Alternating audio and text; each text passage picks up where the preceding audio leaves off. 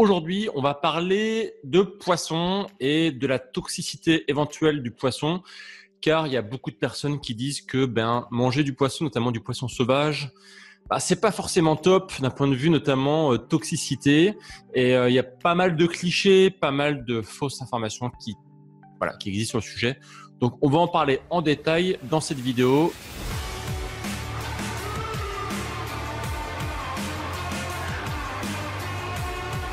Avant de commencer, si vous n'avez pas encore récupéré mes 23 techniques pour rester en bonne santé, mes 23 meilleurs conseils, eh bien, n'hésitez pas à cliquer dans le lien ici qui apparaît dans la fiche et le premier lien dans la description.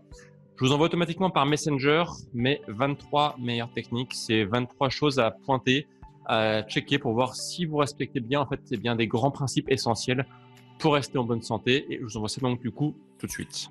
Alors le poisson, vaste débat. Déjà, il faut savoir que le poisson, c'est plutôt bon d'un point de vue santé. Il y a beaucoup de choses à l'intérieur qui font que ça permet de rester en bonne santé. Alors premier point, le poisson est extrêmement riche en bonnes protéines. Il faut savoir que, par exemple, que si on prend l'exemple de la sardine, 95% des protéines sont biodisponibles pour le corps humain, donc c'est plutôt très élevé. Donc ça, c'est un premier point très positif. Les poissons sont aussi riches en micronutriments. Donc par exemple, on va retrouver du zinc, du magnésium, du calcium, de la vitamine D, de la vitamine A. Là aussi, avec un très bon degré de biodisponibilité. Et puis surtout, quand on parle de poisson gras, il y a un point qui est très important, c'est la présence d'oméga 3. J'ai fait une vidéo récemment sur les oméga 3, donc d'ailleurs je vous la mets ici si vous ne l'avez pas vue. Cette vidéo, en fait, je vous évoquais avec vous les différentes quantités d'oméga 3 qu'il fallait tous les jours. Et le gros avantage du poisson, notamment les petits poissons gras, c'est qu'on va avoir un très fort taux d'oméga 3, notamment EPA et DHA, qui sont donc les oméga 3 qui sont essentiels pour le corps humain. Et on va ici en avoir des bonnes quantités. Par exemple, une boîte de sardines contient environ 2 grammes de PA et DHA, ce qui est une quantité excellente. Alors, je peux vous faire ici les avantages des oméga 3, j'en parle très souvent. Meilleure santé, baisse du niveau inflammatoire, diminution des AVC, baisse du déclin cognitif aussi, important. Donc tout ça, normalement, vous le savez si vous suivez mes vidéos. Aujourd'hui, je voudrais particulièrement parler des poisons éventuels qu'on peut trouver dans les poissons. Il faut savoir qu'effectivement, dans les poissons, on va trouver des toxines, des éléments qui sont pas bons pour la santé, mais dans des quantités souvent qui sont assez minimes, donc il n'y a pas non plus de quoi paniquer. Sauf dans des rares cas, on va en parler un peu plus tard. Alors, il y a plusieurs types de polluants. On va parler ici principalement du mercure. Le mercure, c'est un des principaux polluants qu'on va retrouver dans les poissons. Et il faut savoir en fait qu'il y en existe d'autres. Donc, il y a beaucoup de poisons qui sont présents dans la nature naturellement. Donc, on va parler de l'aluminium, par exemple. J'ai fait des vidéos aussi là-dessus. Aujourd'hui, on va parler du mercure. Alors, le mercure, il faut savoir que c'est un neurotoxique. C'est quelque chose qui est vraiment pas bon pour la santé. Donc, ça attaque le cerveau, les reins, le système endocrinien et ça peut aussi attaquer les yeux et la vision. Alors, dans la nature, on trouve du mercure sous une forme la plus toxique qui est le méthylmercure. Alors, il faut savoir que le méthylmercure, donc on en trouve bien sûr en grande quantité dans les eaux, dans les océans. En fait, il y a 2 sources de méthylmercure. Et souvent, en fait, quand il y a un cliché qui est très présent, c'est de dire, voilà, dans l'eau, il y a des métaux lourds. Donc, le mercure est un métal lourd et c'est à cause de la pollution humaine. Alors oui, c'est vrai, la pollution humaine est responsable en grande partie des métaux lourds qu'on va voir dans les océans. Mais il faut savoir aussi que le mercure est un métal qui est naturellement présent dans l'écorce terrestre. Il n'a pas été inventé par l'homme. Le mercure, c'est un élément naturel. Donc, il est naturellement présent dans l'écorce terrestre, comme l'aluminium, par exemple. Quand on parle du mercure qui est présent dans l'eau, il y a d'une part une partie qui est imputable à l'activité humaine, donc tout ce qui est industrie, etc. Et puis, une partie aussi qui est, on va dire, naturellement présente. Par exemple, quand vous avez des volcans qui rentrent en éruption, ils envoient dans l'atmosphère des grandes quantités de métaux qui viennent des profondeurs de la Terre. Donc, pour vous donner un ordre de grandeur, chaque année, on estime qu'il y a à peu près 3500 tonnes de mercure qui est éjecté dans l'atmosphère à cause de l'industrie et 2000 tonnes par an à cause de la nature. Donc, vous voyez, même si la nature est un petit peu moins responsable, on va pas se mentir, c'est quand même une part importante. Et bien sûr, tout ce mercure qui part dans l'atmosphère, on va le retrouver dans l'eau parce que, à cause des pluies, etc., oui, ça finit aussi dans l'eau, forcément. Alors, comme vous le savez, moi, je m'appuie souvent sur les préconisations de l'OMS, qui me semblent beaucoup plus fiables d'un point de vue source, d'un point de vue données. L'OMS recommande effectivement une quantité de mercure absorbable par le corps humain sans qu'il y ait de préjudice sur la santé. Et cette valeur, elle est de 1,6 microgrammes de mercure par kilo de poids de corps et par semaine.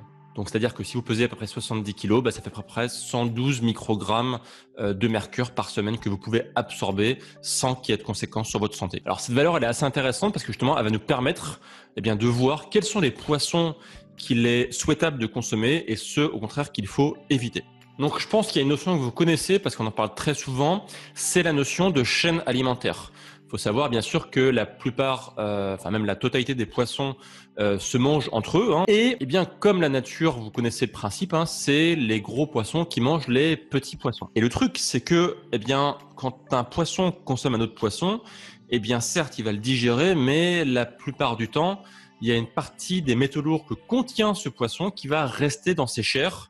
Et de proche en proche, ces métaux vont se transmettre comme ça de génération en génération sur les poissons qui ont été mangés par les autres poissons. Donc, ce qui veut dire, en toute logique, que quand on a des poissons qui sont ce qu'on appelle en bout de chaîne, c'est-à-dire en fait les gros carnassiers, les poissons qui en général n'ont pas de prédateurs ou très peu, ils ont accumulé comme ça, de fil en aiguille, les métaux lourds des autres poissons qui ont été mangés par les autres poissons, etc., etc. Donc c'est pour ça qu'on va retrouver la plupart des métaux lourds dans les gros poissons comme la dorade, l'espadon, le bar, le requin, le thon. Donc tous ces poissons, oui, sont plutôt riches en métaux lourds. Et inversement, les petits poissons comme les sardines ou même les crevettes par exemple, ne contiennent quasiment pas de métaux lourds.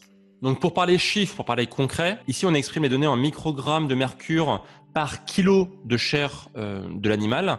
Donc les crevettes sont aux alentours de 26, le saumon de 31, la truite de 31 aussi et la sardine de 32. Les gros poissons comme l'espadon sont aux alentours de 1212, le requin de 691, le bar de 300 et le thon de 290. Donc la conclusion elle est simple, si vous consommez des petits animaux, il n'y a quasiment pas de problème, vous pouvez en manger presque tous les jours, vous serez systématiquement en dessous des limites que préconise l'OMS pour la consommation de métaux lourds. Par contre, si vous consommez régulièrement des gros poissons, comme ceux que je viens de citer, il suffit d'en manger 1 à 2 fois par semaine dans des quantités assez, importantes pour atteindre facilement ces limites. Donc maintenant, si on parle de rapport bénéfice-risque, donc c'est-à-dire que effectivement, d'un côté, quand vous consommez des poissons, vous pouvez, dans une certaine partie, absorber des métaux lourds. Et d'un autre côté, comme je vous l'ai indiqué dans l'introduction de la vidéo, il y a quand même beaucoup d'avantages à consommer du poisson, notamment d'un point de vue oméga 3. Donc, ce serait vraiment dommage de se priver des avantages des poissons parce qu'effectivement, on dit qu'ils contiennent des métaux lourds. C'est vrai, mais pour les petits poissons, dans des quantités qui sont absolument négligeables pour la santé et donc on peut en consommer quasiment sans limite. Et je ferai des vidéos prochainement justement sur le fait de consommer des poissons qui sont plutôt pêchés en haute mer ou qui sont plutôt des poissons d'élevage. Dans les deux cas, il y a des avantages et des inconvénients. Donc là aussi, on en reparlera prochainement. C'est un sujet qui est intéressant. Et là aussi, il y a beaucoup de clichés qui traînent sur le sujet, mais on en reparlera dans une prochaine vidéo. Donc comme j'expliquais tout à l'heure, pour conclure, privilégier effectivement les petits poissons. Je pense que vous le saviez déjà, mais aujourd'hui, vous avez des données vraiment concrètes à vous mettre sous la dent, si je puis dire. Et ça permettra de manger sans aucun souci, sans avoir de problème de santé. Attention, les gros poissons, réservez-les vraiment pour les grandes occasions. Le week-end, par exemple, pour manger chez Tati Daniel, par exemple. La question du jour, est-ce que vous consommez, vous, régulièrement du poisson? En quelle quantité? Quel est votre poisson préféré? Dites-moi dans les commentaires votre avis sur les poissons. Et si vous souhaitez télécharger mon document gratuit avec mes 23 techniques pour rester en bonne santé, je vous mets le lien ici et c'est aussi le premier lien qui apparaîtra juste sous moi actuellement. N'hésitez pas à cliquer, c'est gratuit et moi je vous dis à demain pour une prochaine vidéo. Ciao ciao!